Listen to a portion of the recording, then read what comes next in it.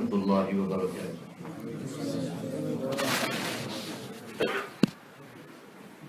الحمد لله نحمده ونستعينه ونستغفره ونؤمن به ونتوكل عليه ونعوذ بالله من شرور أنفسنا ومن سيئات أعمالنا،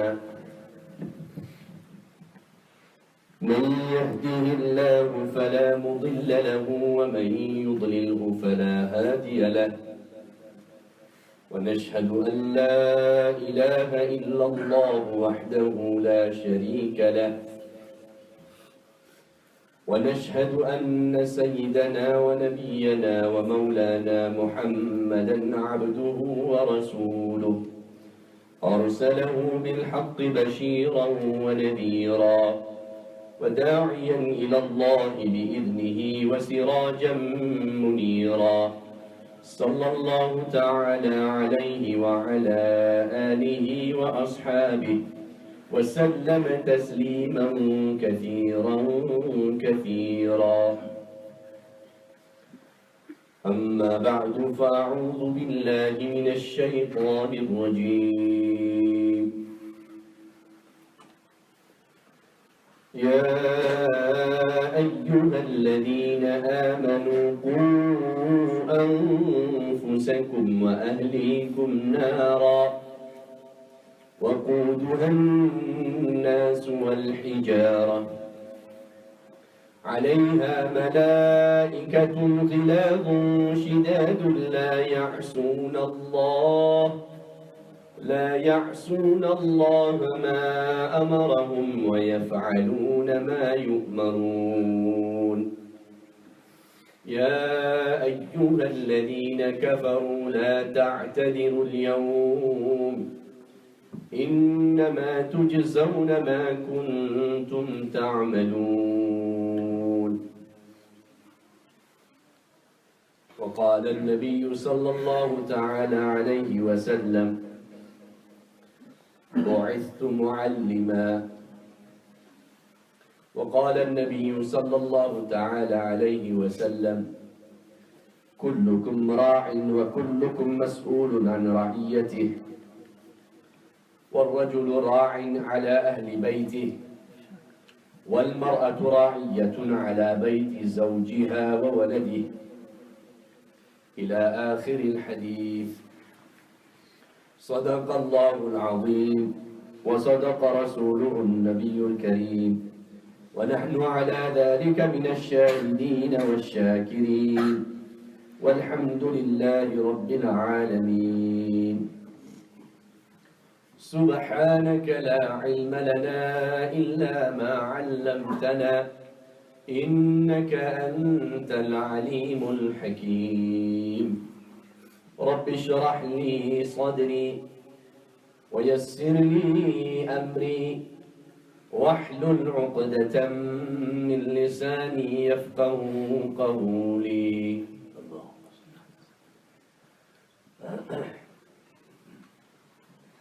My dear respected brothers, elders, mothers and sisters, our gathering this evening is pertaining to the teaching and learning of our children and the tarbiyyat and nurturing of our children. یہ ہماری مجلس جو منعقد ہوئی ہے اس کا تعلق ہماری اولادوں کی تعلیم اور تربیت سے ہے، اور یہ تعلیم و تربیت بہت اہم ہے. Many people, they pose this question. ذرا دھیان سے سن لینا. Many people, they pose this question, that where in the life of Nabi Kareem sallallahu alayhi wa sallam and the Sahaba do we find examples of the madrasa that we see today? کہ آج جو مکتب ہمیں نظر آ رہے ہیں، جو مدارس ہمیں نظر آ رہے ہیں، اس کی کوئی مثال ہے حضرت نبی کریم صلی اللہ علیہ وسلم کی زندگی میں یا صحابہ کی زندگی میں؟ تو اس کی بہت قوی مثال ہے اور بہت قوی دلیل ہے. There's a very beautiful example of this.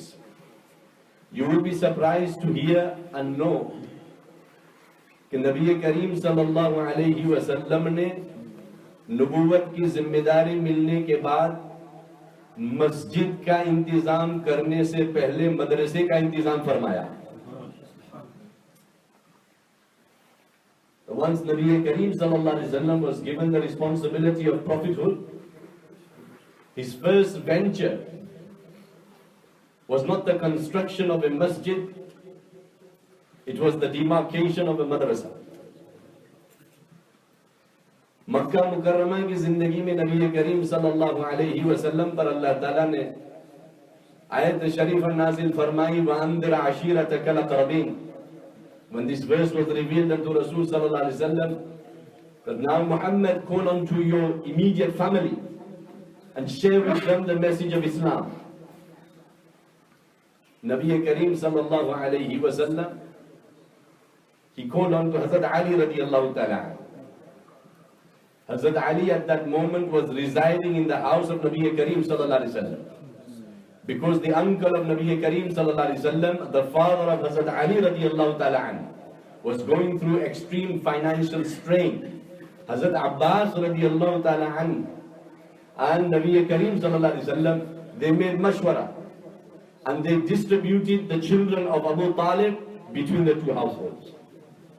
کہ اللہ کے نبی صلی اللہ علیہ وسلم کے چچا ابو طالب جو بغیر ایمان کے دنیا سے رخصت ہوئے ہیں، ان پر مالی حالات اور مالی تنگی کے ایام چل رہے تھے. حضرت عباس رضی اللہ تعالیٰ عنہ نے آپ صلی اللہ علیہ وسلم سے مشورہ فرمایا. یہ تو اسلام سے پہلے کی بات ہے کہ ہمارے چچا ابو طالب، عباس کے تو بھائی ہیں، ان کے گھر میں تنگی کی حالت ہے، 4 اولاد ہے. ہم کیوں نہ ہمارے چچا کے لیے آسانی پیدا کر لیں. علی اور جعفر رضی اللہ تعالیٰ عنہ نبی کریم صلی اللہ علیہ وسلم کے گھر پہ تشریف لے آئے اور دوسرے 2 بھائی جو ہے عباس رضی اللہ تعالیٰ عنہ کے گھر پہ تشریف لے گئے. So when Allah commanded Hazrat Nabi Kareem sallallahu alaihi wasallam to call unto his immediate family and inform them of his mission, inform them of his responsibility, Nabi sallallahu alaihi wasallam called on to Hazrat Ali. حضرت علی سے یہ فرمایا کہ علی بکری کا شانہ لے کر کے آ جا اور کچھ دانے لے کر کے آ جا. حضرت علی went and bought a shoulder of the sheep or the goat, and that shoulder was cooked and bread was prepared, and then Nabi sallallahu alaihi wasallam called on to his immediate family and he fed them. And the moment Nabi sallallahu alaihi wasallam wanted to speak about Islam, Abu Lahab created havoc. Abu Lahab نے چیخنا چلانا شروع کر دیا تو سب رشتہ دار وہاں سے اٹھ بھاگے کہ ہم کیسے یہاں پہنچ گئے، یہ تو جھنجھٹ ہے، ہیڈیک. جیسے ہمارے لوگ بھی ہیڈیک سے ڈرتے ہیں. ہر ہیڈیک سے ڈرنا نہیں چاہیے. یہ بھی تو دیکھو کہ یہ کیسی ہیڈیک ہے. دین کے لیے ہیڈیک ہے کہ دنیا کے لیے ہیڈیک ہے. یہ ہیڈیک جنت تک لے جانے والی ہے یا یہ ہیڈیک جہنم میں پہنچانے والی ہے؟ جو کفر کی ہیڈیک ہے، جہنم میں لے جانے والی ہیڈیک ہے، جس میں نفسانی خواہشات ہیں، تو ایسی ہیڈیک نہ لے. وہ تو اللہ بھی نہ کہتا ہے، نبی کریم صلی اللہ علیہ وسلم نے بھی نہ فرما دیا. لیکن وہ ہیڈیک جس کو ہم ہیڈیک سمجھتے ہیں، لیکن اس ہیڈیک کے پیچھے جنت بھی چھپی ہے. اس ہیڈیک کے پیچھے بہت سارا خیر ہے. یہ ہیڈیک اٹھانے میں بہت بڑا اللہ کا احسان ہے. ہر ایک کو یہ ہیڈیک نہیں ملتی. جس کو مل گئی اس کا کام بن گیا.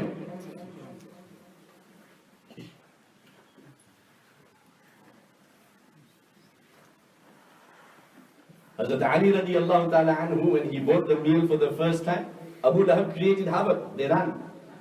دوسرے دن اللہ کے نبی صلی اللہ علیہ وسلم نے اسی طریقے سے حضرت علی کو بھیجا. حضرت علی وہ شانہ لائے لیکن اللہ کے نبی صلی اللہ علیہ وسلم نے کھانا پیش کرنے سے پہلے اپنی بات پیش فرما دی. تو دوسرے دن ابو لہب کامیاب نہیں ہوا. ابو لہب کا مقصد کیا تھا کہ میں ہنگامہ کروں. If I create havoc, if I create chaos, so the words of the call towards Islam will not fall onto the ears of the people. تو آج بھی اللہ کے گھر میں معاشرے میں جو لوگ یہ چاہتے ہیں کہ صحیح دین کی بات لوگوں کے کانوں میں نہ پڑے وہ ابو لہب کی جماعت میں سے ہے. ابو لہب کا انجام کیا ہوا میرے بھائیو؟ ابو جہل تو مرا بدر میں. ابو لہب وہ مکے میں مرا. کیسے مرا؟ گویا کہ اللہ نے اس کے جسم کے اندرون حصے کو باہر کر دیا اور باہر کے حصے کو اندر کر دیا. ابو لہب died such a tormentful death, such a vulgar death. It was as though Allah turned him inside out. His inner flesh, his inner tissues, his inner residue became his outer appearance. اس کو کہتے تھے ابو لہب. ابو لہب کا معنی انگارے کا باپ. انگارہ اس لیے کہتے تھے کہ اس کا چہرہ حسین تھا اور اس کے چہرے میں اور اس کے رنگ میں وہ لال رنگ ملونا تھا. اس کے رنگ کی وجہ سے اس کو ابو لہب کہا کرتے تھے. واقعی اللہ تعالیٰ نے اس کو ابو لہب بنایا کہ اس کے جسم کے اندرون کا جو حصہ تھا وہ باہر کر دیا. انہی کے بیٹوں نے یہ کیا. کوئی اس کو دفنانے کے تیار نہیں. There was nobody to bury him. And the people of Makkah, they were complaining to his family کہ تمہارا باپ مرا ہے, اس کو دفنانے کی کوئی فکر کرو. اس کی بدبو پورے مکے کو ستا رہی. تو اس کے بیٹوں نے کھدا کھدوایا. His sons, they made arrangements for a pit to be dug, not a grave, a pit. اور جو حضرات نے ہندوستان پاکستان میں دیکھا ہوگا, بڑی لمبی بانس ہوا کرتی, موٹی سی بانس. ایسی بانس کی لکڑیوں سے اپنے باپ کو دھکے دے دے کر کھڈے میں ڈال دیا. His own sons, what did they do? They took long bamboo sticks, the large bamboo sticks, and they pushed his foul-smelling body into that ditch in the ground. تو شروع ایام میں تو نبی کریم صلی اللہ علیہ وسلم کو بہت ستایا. حرم میں نماز پڑھنے کے لیے اللہ کے نبی صلی اللہ علیہ وسلم تشریف لے جاتے, الٹی سیدھی باتیں کہتے تھے آپ صلی اللہ علیہ وسلم کو, یہاں تک کہ نماز ہی بند کر دی. What did نبی صلی اللہ علیہ وسلم do? Did he make arrangements for a masjid? آج جو مسجد ابو بکر ہے, آج جو مسجد عمر ہے مکے میں, did he make any arrangements for a masjid? کہ اللہ کے نبی نے کوئی مسجد کی بنیاد ڈالی مکے میں؟ ایک صحابی کا مکان تھا, ارقم رضی اللہ تعالیٰ عنہ کا مکان. یہ تھا اللہ کے نبی صلی اللہ علیہ وسلم کا مدرسہ. Anybody who wanted to know about Islam, they would make their way to Dar Arqam. When Hazrat Umar رضی اللہ تعالیٰ عنہ went to his sister's house and the call of Islam fell into his ears, where did Hazrat Umar go? Did he go to the Haram? He went to the house of Arqam. حضرت عمر کو جب اسلام میں داخلہ لینا تھا تو حرم میں تشریف لے گئے حضرت عمر. اگر چاہتے, ہمت تو تھی, جیسے کہ ہجرت کے موقع پر حرم میں تشریف لائے اور اعلان فرما دیا کہ میں عمر ہو کر کے ہجرت کے لیے جا رہا ہوں. سب مسلمان چھپ کے جا رہے ہیں ہجرت کے لیے, عمر کی باری ہے. عمر اعلان کر کے جا رہا, تم میں سے جو اپنی بیوی کو بیوہ بنانا چاہتا ہے اور جو اپنے بچوں کو اور اولادوں کو یتیم بنانا چاہتا ہے اور اس میں ہمت اور مجال ہے تو اسے چاہیے کہ عمر کے راستے کو روکے. اسلام کے داخلے کے وقت اگر عمر چاہتے تو حتیم میں تشریف لے جاتے اور وہاں سے اعلان کر دیتے کہ قریش والوں سن لو, عمر کلمہ پڑھ رہا. آواز دار ارقم میں پہنچ جاتی. اللہ کے نبی صلی اللہ علیہ وسلم صحابہ کے سمیت وہاں تشریف لے آتے. نہیں, حضرت عمر accompanied by other Sahaba, was taken to the house of Arqam radiyallahu ta'ala anhu. یہی سب سے بڑا پیغام ہے میرے اور آپ کے لیے کہ دینی تعلیم اور دینی تربیت کا بیج جو صحیح بویا جاتا ہے وہ مدرسے میں. This is where the seed will ferment. You want to plant carrots, you want to plant potatoes, you want to plant wheat, you want to plant corn. If you take the packet of corn and put water in it and leave it in your cupboard, they will grow.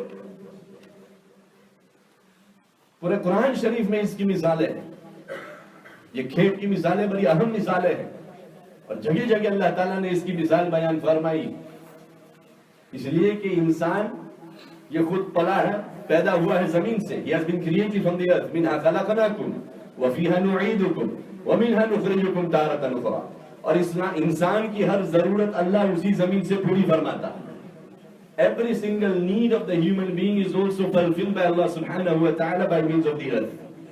This is why He makes mention of the examples in the Quran and Hadith again and again of the earth and the phenomena present in the earth.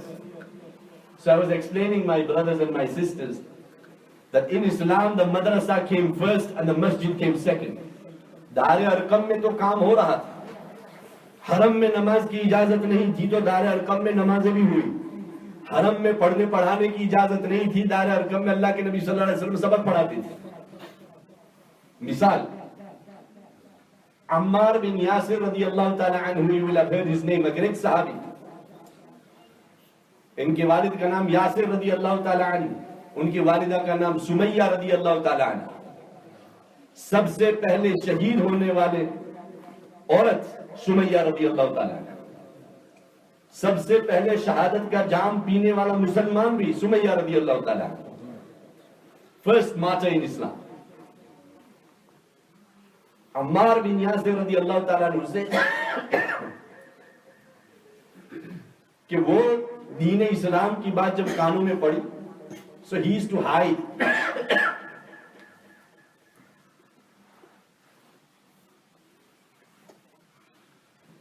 Discreetly he would visit دار ارقم.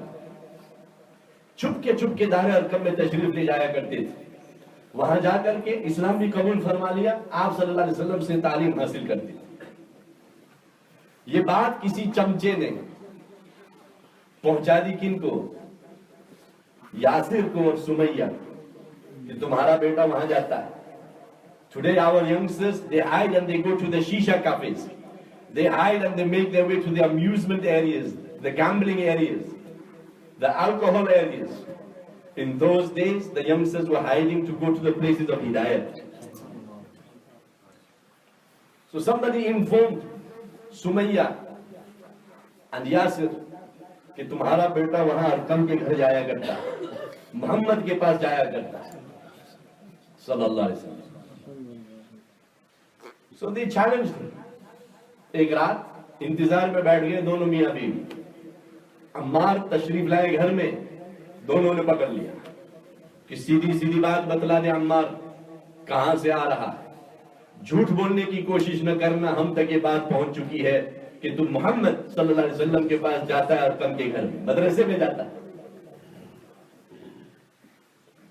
عمار رضی اللہ تعالیٰ نے فرمایا کہ ہاں بالکل بات صحیح, لیکن جو باتیں مجھے سیکھنے کو ملتی ہیں محمد سے صلی اللہ علیہ وسلم, اگر وہ بات صحیح ہو اور اچھی ہو تو پھر.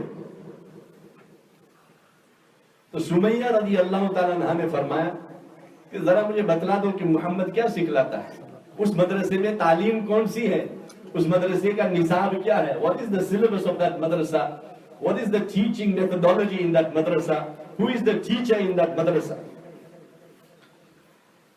حضرت عمار نے کوئی تقریر نہیں فرمائی میرے بھائیو, کیا فرمایا؟ بسم اللہ الرحمن الرحیم, اذا الشمس كورت واذا النجوم انكدرت واذا الجبال سيرت واذا العشار عطلت واذا الوحوش حشرت واذا البحار سجرت واذا النفوس زوجت واذا الموءودة سئلت بأي ذنب قتلت. When Hazrat Ammar recited these verses, وَإِذَا الْمَوْءُودَةُ سُئِلَتْ بِأَيِّ ذَنْبٍ قُتِلَتْ, کہ زندہ درگور کر دیے جانے والی بچیوں کو اللہ پوچھیں گے کہ تم نے کون سا گناہ کیا کہ تمہارے باپ نے تمہیں زندہ درگور کر دیا. Those girls that were buried alive by their fathers and forefathers, Allah says, وَإِذَا الْمَوْءُودَةُ سُئِلَتْ. Remember that moment when they will be asked by Allah Himself, بِأَيِّ ذَنْبٍ قُتِلَتْ. For what sin, what transgression, what wrong did you do that your parents buried you alive? حضرت عمار نے جب یہ بات بتلائی, سمیہ رضی اللہ تعالیٰ عنہ کی آنکھیں کھل گئی. And then she started to narrate before her son and her husband کہ جب میں چھوٹی تھی اور میری والدہ کو دوسری بچی کی ولادت ہوئی تو میرے والد محترم نے اس بچی کو اٹھا کر جنگل کی طرف تشریف لے گئے, اس کو زندہ درگور کر دیا. دوسری ولادت ہوئی, وہ بھی بچی نکلی, اس بچی کو بھی اٹھایا اور اس کو بھی جنگل میں لے گئے, لیکن اس بچی نے میرے باپ کی انگلی پکڑ لی. And then she narrates the entire episode. جب سمیہ رضی اللہ تعالیٰ عنہ کے کان میں یہ بات پڑی کہ اس مدرسے کی تعلیم کیا ہے, تو کہا کہ اس استاذ کی ملاقات میری بھی کروا. حضرت سمیہ along with حضرت یاسر رضی اللہ تعالیٰ عنہ, husband and wife, ان دونوں نے بھی مدرسے کا داخلہ لے لیا. دار ارقم میں تشریف لے جا کر کے ان دونوں نے بھی کلمہ پڑھ لیا, اسلام میں داخل ہو گئے, اور اللہ نے ان کو ایسے قبول فرما لیا کہ اس امت کے سب سے پہلے فرد جن کو جام شہادت پینے کا موقع ملا وہ حضرت سمیہ. تو میرے بھائیو, in response to this question کہ where is the madrasa in the life of Nabi sallallahu alaihi wasallam, where is the madrasa in the life of the Sahaba Kiram, تو یہ آپ کو جواب مل گیا. اور یہ الحمدللہ جواب ایسا ہے کہ اس جواب کا نہ کوئی سلفی, نہ کوئی شیعہ, نہ کوئی اور کسی مختلف فرقے کا بندہ اس سے اختلاف کر سکتا ہے یا اس کو رد کر سکتا ہے. دین اسلام میں پہلا مدرسہ آیا دار ارقم میں, اور اسی درسگاہ کے اندر نماز کا انتظام بھی ہوا. حضرت عمر رضی اللہ تعالیٰ عنہ نے جب اسلام قبول فرمایا تو پھر سب مسلمانوں کو لے کر کے تشریف کہاں لے, حرم. پھر حرم میں دوبارہ نماز شروع.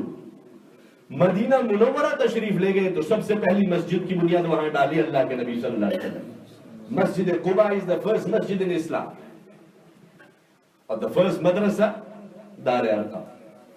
اور مدینہ منورہ میں جا کر کے مسجد قباء وہ تو مہمانی کی جگہ تھی.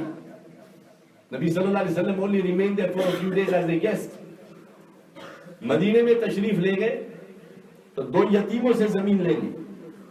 حضرت سہل بن سہیل رضی اللہ تعالی عنہ, دو یتیم بھائی, اور دونوں یتیموں نے یہ کہا کہ یہ ہماری زمین ہم آپ کو دے رہے ہیں مسجد کے لیے.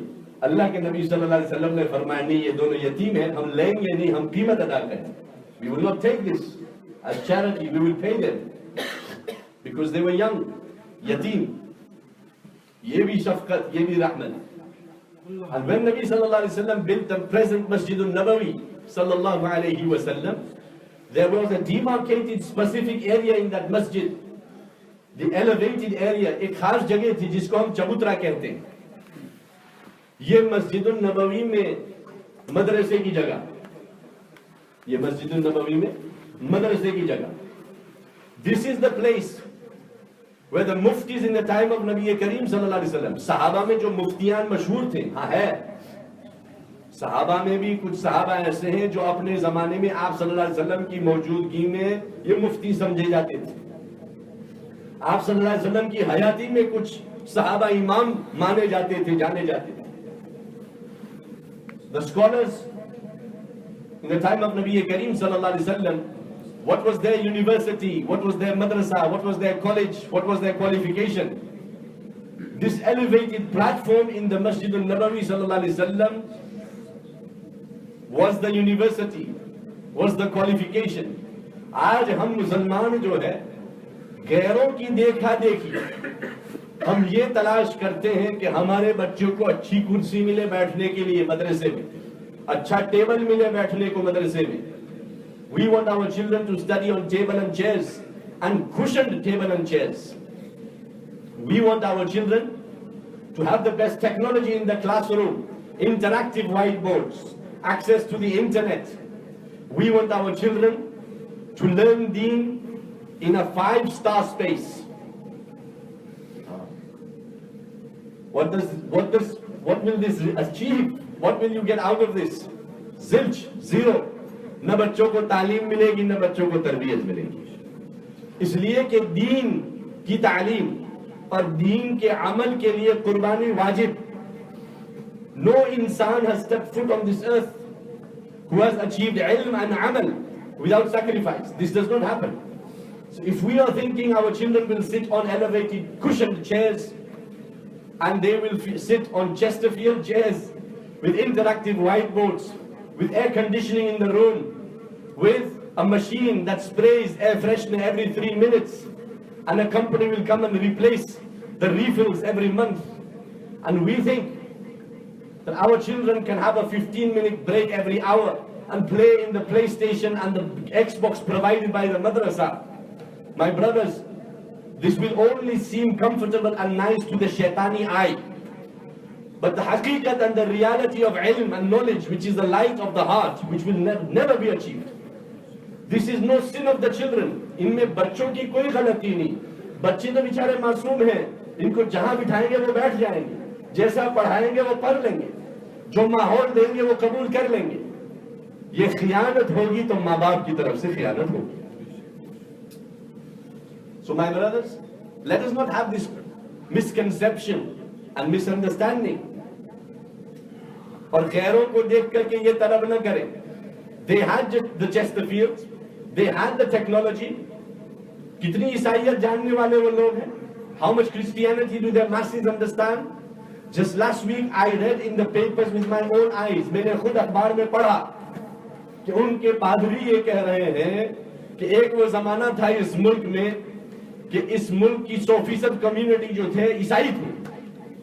अब जो है पूरे मजमे में 40% ये कह रहे हैं कि हम ईसाई, और हकीकत में 5% ईसाई. There is 40% of the British population that claim that we are Christian. But if you decipher that further, you will realize only 5% of that 40% who claim to be Christian are actually Christian. अगर हमने भी ये शोशा के अंदर पड़ गए, ये लचक में पड़ गए, तो हम भी गए, हमारी नस्लें भी गई. इसलिए कि ये शोशा और ये लचक ये मेरे और आपके लिए है ही नहीं. अल्लाह के नबी सल्लल्लाहु अलैहि वसल्लम ने मेरे और आपके लिए जो निजाम बनाया है ये सादगी का निजाम. Don't look at what is in front of you, look at how effective it is. और इसी सादगी के अंदर मेरी और आपकी हिफाजत है. अगर आज हमारे मकातिब में ये बड़ी बड़ी अच्छी अच्छी कुर्सियां, इंटरैक्टिव व्हाइट बोर्ड और ये पूरा निजाम होता, तो आज से 10 साल पहले इन्होंने हमारे मकातिब खत्म कर दिए होते. पूरे आलम में गूंजने वाली दावत की जो आवाज है, पूरे आलम में गूंजने वाली दावत की जो आवाज है, जो अल्लाह ताला ने हजरत मौलाना इलियास साहब रहमतुल्लाह अलैह के कल्ब पर इल्का फरमाई, आज ये इतनी मुअस्सिर मेहनत क्यों है मेरे भाइयों? इसलिए कि अल्लाह ताला ने इसको सादगी के पर्दे में छुपा रखा. Don't look at the outer appearance, look at the effectiveness. So even with our makatib and our masajid, the moment we started going for show, spending a lot of our wealth in making our masajid and makatib beautiful, and forget about the ta'lim and the true ta'lim and tarbiyat, that is our downfall. Ye hamari nuzuli. So my brothers, firstly I explained that the madrasa has been in place from Nabi Kareem sallallahu alaihi wasallam. And Nabi sallallahu alaihi wasallam ने इसकी इतनी ताकीद फरमाई कि खुद फरमाया बुइस्तु मुअल्लिमा, कि अल्लाह ने मुझे एक उस्ताद की तरह बना करके भेजा है. जैसे मकतब में उस्ताद बच्चों को अलिफ बा पढ़ाते हैं, मकतब में उस्ताद बच्चों को कलिमा पढ़ाते हैं, बच्चों को मदरसे में उस्ताद पेशाब करना सिखाते हैं, बच्चों को मदरसे में उस्ताद घर में दाखिल होने का तरीका सिखाते हैं, बच्चों को मदरसे में उस्ताद अदब और एहतराम की चीजें सिखाते हैं, بالکل اسی طریقے سے آپ صلی اللہ علیہ وسلم نے صحابہ کو یہ سبق پڑھایا. اور یہ کیسے معلم ہوں گے میرے بھائیوں؟ حضرت عمر فرماتے ہیں کہ ہماری قسمت جاگ گئی کہ ہمیں ایسے استاد مل گئے. کننا اذلہ اعزنا اللہ بالاسلام، کہ ہم ذلیل تھے، ہماری کوئی قدر و قیمت نہیں تھی، ہمیں استاد ایسے مل گئے کہ اس استاد کی برکت سے اللہ نے ہم پر جان لگا دیا. کننا اذلہ اعزنا اللہ بالاسلام. تو یہی ہے میرے بھائیوں، یہ مکاتب اور مدارس جو ہے ہمارے دین کی حفاظت کے لیے بہت اہم، بہت ضروری. یہ مکاتب اور مدارس نہ رہے تو ہمارا مستقبل نہیں رہے گا. ان مساجد، مدارس، مکاتب کا ادب اور احترام کرنا ہم پر لازم ہے. We must honor them, we must revere them, we must respect them, we must assist in them, either physically, spiritually, financially. Spiritually means by making dua. Now you will hear in the news again and again. You will read in the papers.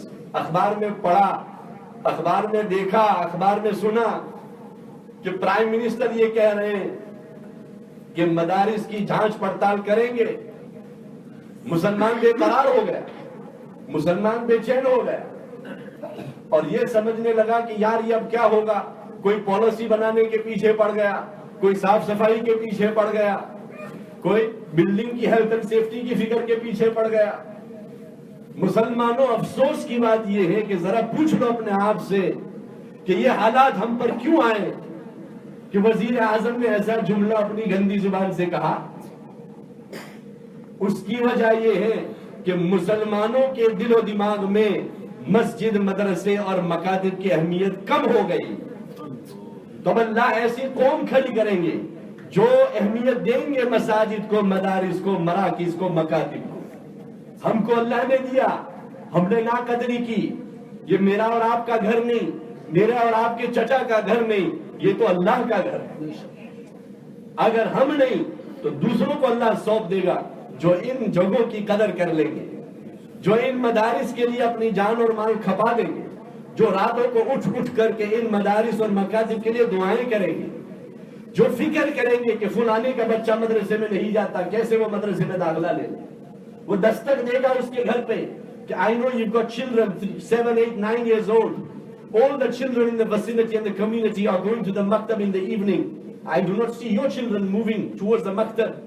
Oh my sister, oh my brother, make fikr, show concern, send your children to the maktab. There in the maktab, the seeds of iman will be planted. دوسرے اشکال کا جواب دھیان سے یہ بھی سن لو میرے بھائیو. بہت سارے ہمارے احمق بھائی جو ہے بے وقوف، جن کے اندر پوری عقل نہیں ہوتی، اور اس کی دلیل ہی یہ ہے کہ وہ ایسا سوال کرتے ہیں کہ مدرسے میں بچوں کو بھیجتے ہیں، مدرسے کے بچوں کا یہ حال ہے. جیسے ہمارے شہر میں آج سے کچھ 8-9 سال پہلے ایک صاحب نے مجھ سے بھی یہ بات کہی کہ مولانا why are we making our children memorize Surah Yasin when they don't understand Surah Yasin? So they are like parrots, just repeating the words of Surah Yasin. Yet he himself does not understand a word of Arabic. وہ خود بیچارہ نہیں جانتا عربی. وہ میرے اور آپ کی طرح دیسی آدمی تھا، اور وہ دیسی آدمی مجھ سے یہ کہہ رہا ہے کہ ہم بچوں کو سورہ یاسین کیوں یاد کرواتے ہیں، ان کو سمجھ میں تو نہیں آتی.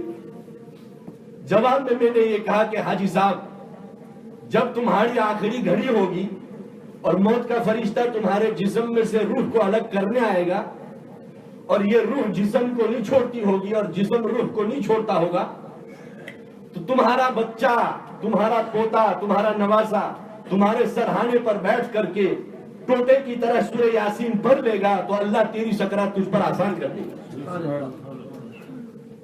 اللہ کے یہاں یہ شرط ہے ہی نہیں.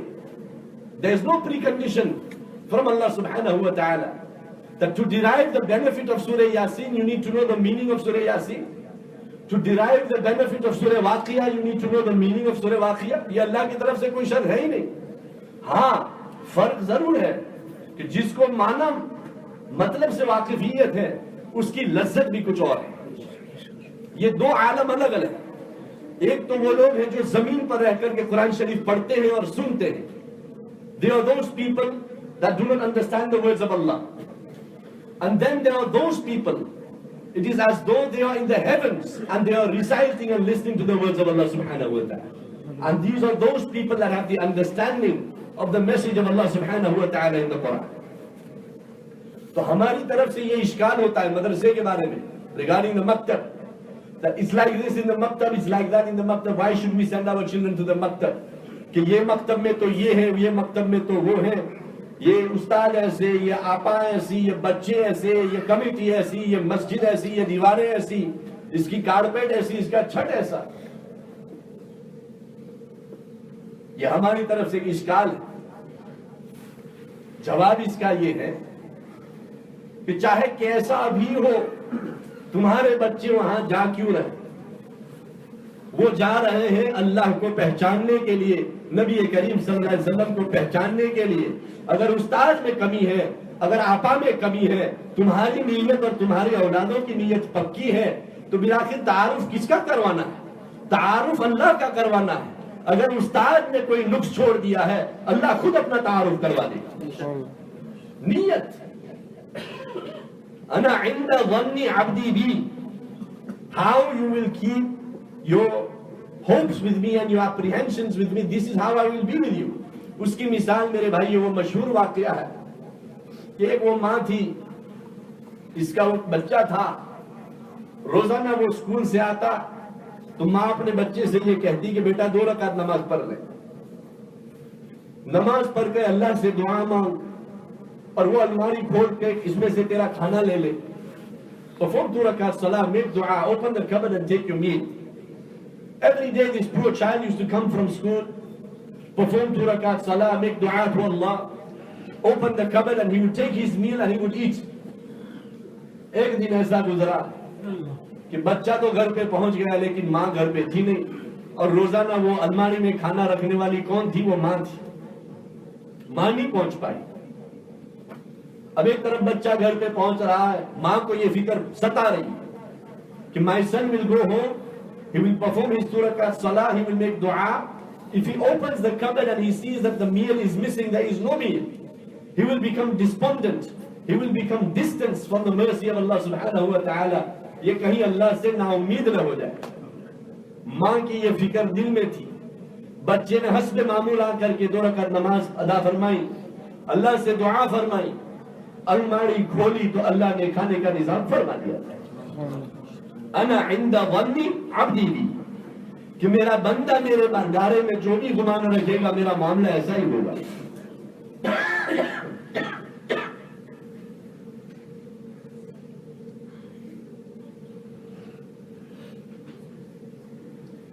شکایت کرنا بند کرنے کی ضرورت ہے. دینی درسگاہ کے بارے میں ہم ہماری زبانوں پر شکایت کیسے لائیں؟ شکایت کرنے کا حق کس کو ہے؟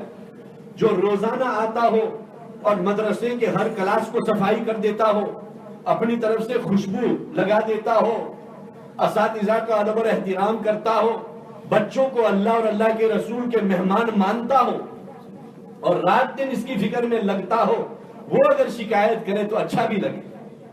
ہمیں مسجد کی طرف آنا نہیں, ایک جمعہ کی نماز ہفتے بھر پڑھی تو پڑھی, ورنہ چھٹیوں کے ایام میں مقامی مسجد میں پڑھی تو پڑھی, اور بس صبح شام یہی شکایت کہ ہمارا مدرسہ تو یوں, ہمارا مدرسہ تو یوں.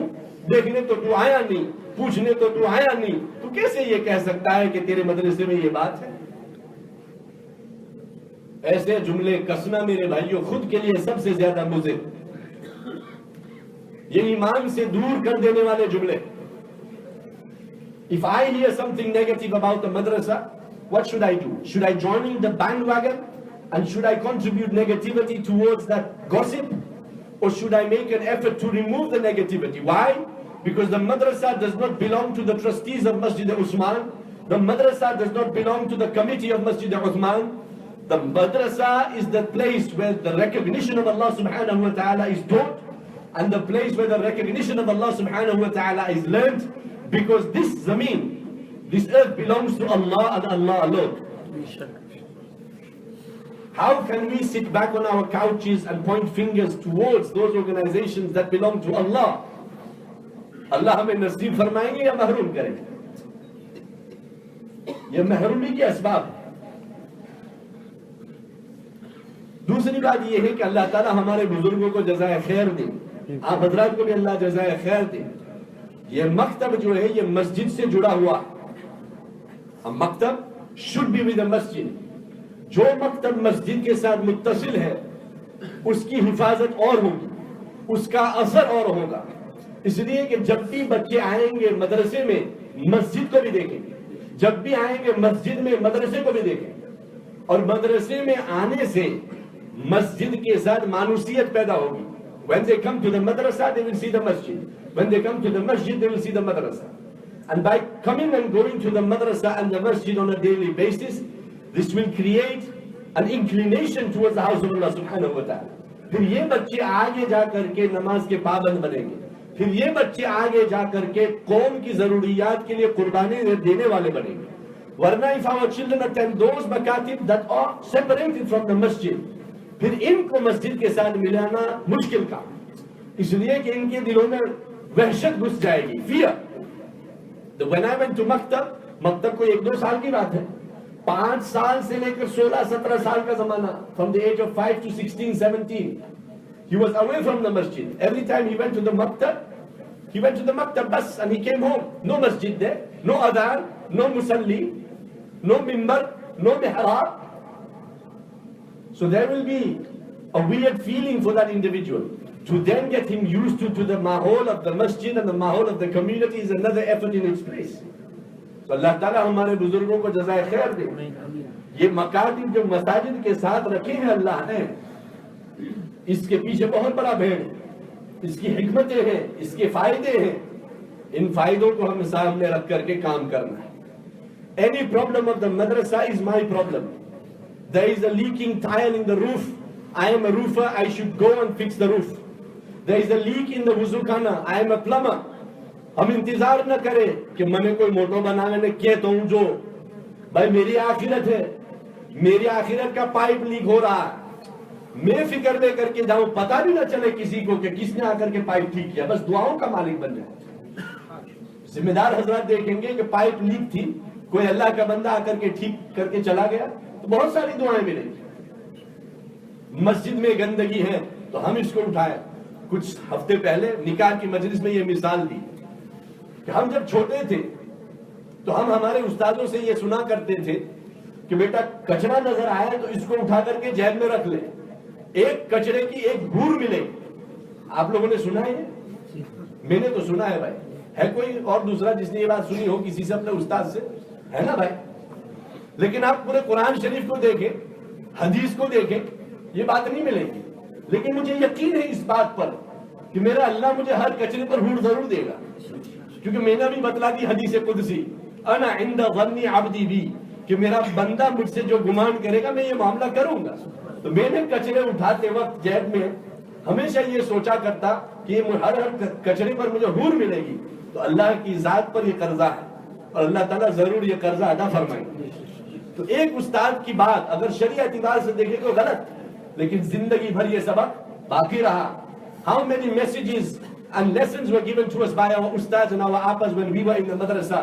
Alhamdulillah, 15 years later, 20 years later, 30 years later, 40 years later, we still remember the words of our asatiza. We still remember the messages of our asatiza. ہم ان مکاتب کو اہمیت دیں میرے بھائیوں, ان کی اہمیت کو مانیں, ان کی اہمیت کو سمجھیں, اور اس کے خلاف زبان درازی کو یا عمل کو ہم مضر سمجھیں. Because remember, now the mahol and the environment outside is changing. Legislation is changing. The language is changing. Politics is changing. Which means day by day, for the masajid and the makatib and the marakis and the madaris to run, they are making it more and more difficult. What should we do? Firstly, look at our intentions. Purify our intentions. Look at our amal. How we are running our organizations. Are they in line with the sunnah of Nabi sallallahu alaihi wasallam? Are they in line with the method taught to us by our akabirin? our buzurgan deen? If so, then we have nothing to worry about. Allah will protect, Allah will assist. As far as the legislation is concerned, my brothers, this pressure will remain on the Muslim Ummah and it will increase. سوال میرا آپ سے یہ ہے کہ آج تو اللہ کے دیے ہوئے اساتذہ موجود ہیں جو سبق پڑھا دیں گے تمہارے بچوں کو. 30 سال کے بعد ہمارے بچوں کے بچوں کو کون سبق پڑھائے گا؟ ہم نے کوئی اس کا انتظام کیا؟ ہم نے اس کا کوئی نظام کیا؟ پورے شہر میں ہمارے کتنے بچے عالم دین بن رہے ہیں؟ ہمارے بچوں کو ہم نے کتنوں کو وقف کیا دین کی تعلیم کے لیے, دین حاصل کرنے کے لیے؟ If we have not prepared our youth to acquire the knowledge of deen so that they may become the muallimin, the teachers of the future, then who will teach our children? Then you will resort to the internet again, and then you will require the interactive whiteboard 30 years down the line, and you know what?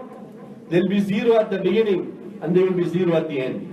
جو آیت میں نے پڑھ کے آپ کو سنائی ہے, یا ایھا الذین آمنوا قوا انفسکم واہلیکم نارا, کہ اے ایمان والو اپنے آپ کو بھی اور اپنی اولادوں کو, اپنے اہل و عیال کو جہنم کی آگ سے بچاؤ. It is our responsibility to safeguard ourselves from Jahannam and also safeguard our children from Jahannam. If our children do not attend Maktab, how will they know?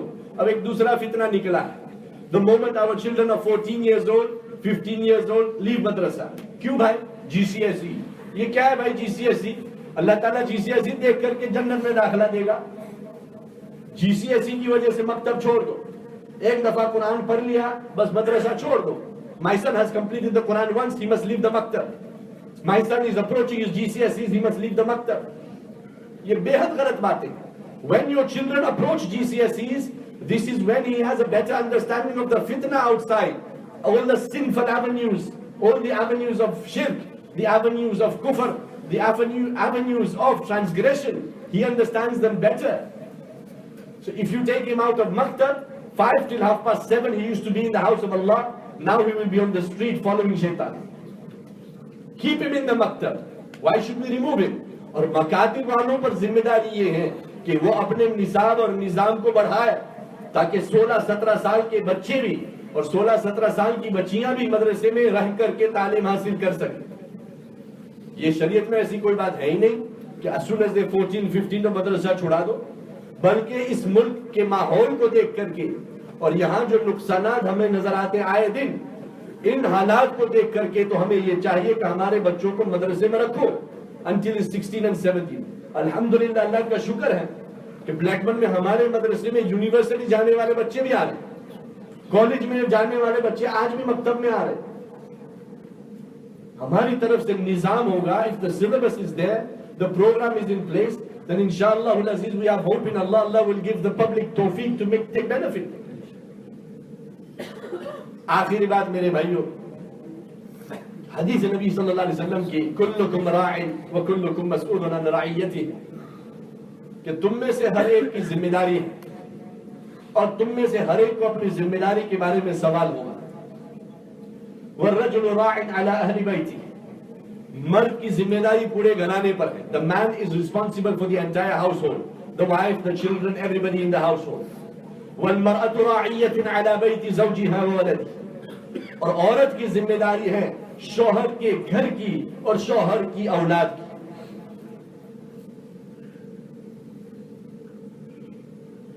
یہ بات مثال سے سمجھ میں آ جائے گی.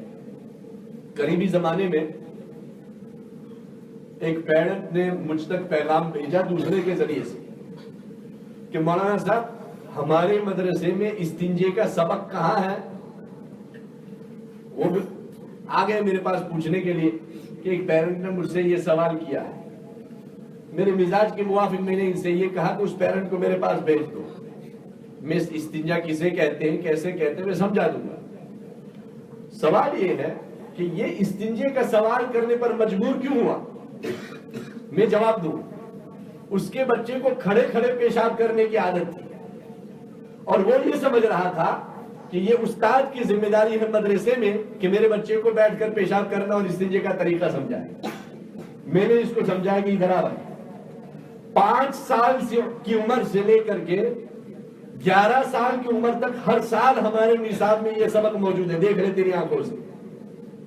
مدرسے میں بچہ 5 سے لے کر 7:30 بجے تک، زیادہ تر اوقات بچوں کے گھر پہ گزرتے ہیں. گھر میں ماں نے نہیں دیکھا، باپ نے نہیں دیکھا کہ ہماری اولاد بیت الخلا کا استعمال کیسے کر رہی ہے. نظر تو ماں باپ کو رکھنی چاہیے.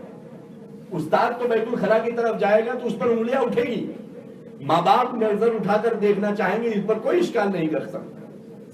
تو ہر چیز مدرسے کے ذمے اور استاد کے ذمے نہیں ہے، بہت ساری چیزیں ماں باپ کے ذمے ہیں.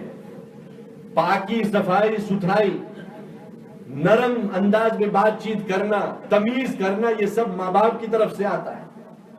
بچہ مدرسے میں جا کر کے بدتمیزی کرتا ہے، اس کا مطلب یہ ہے کہ گھروں کا نظام صحیح نہیں. ماں باپ کو آپس میں ایک دوسرے سے بات کرنے کی تمیز نہیں ہے، اس لیے کہ بچے میں یہ بری چیز منتقل ہو گئی. بے ادبی بچہ کر رہا ہے، مطلب یہ ہے کہ گھر میں معاملہ جو ہے وہ بھی بے ادبی کا ہے. So it is very very important, incumbent and necessary کہ we improve the ماحول in the homes. گھروں کے ماحول کو درست کرنے کے لیے میرے بھائیوں، روزانہ کھانا کھانے کے بعد شام کو سونے سے پہلے پورا گھرانہ بیٹھ کر کے 5-60 منٹ فضائل اعمال کی تعلیم کرنا. 5 to 7 minutes of تعلیم in the home. 5 to 7 minutes. یہ تعلیم اتنی مفید ہے میرے بھائیوں. اللہ کو حاضر ناظر رکھ کر کے میں تم کو ایک مثال دیتا ہوں. ہمارے شہر میں مجھ پر خط آیا کہ ایک بہت بڑا پرابلم ہے. پرابلم بہت بڑا تھا واقعی، کہ دوسرے شہر میں ایک عورت تھی، اللہ نے اس کو 3 بچوں سے نوازے تھے. 3 بچے، the mother of 3 children. اور یہ عورت شراب اور ڈرگز کی عادی، اتنا شراب پی لی تھی کہ پولیس آ کر کے اس کو ہینڈ کف کرتے گھر میں بچوں کے سامنے. یہ اس کا عالم ہے.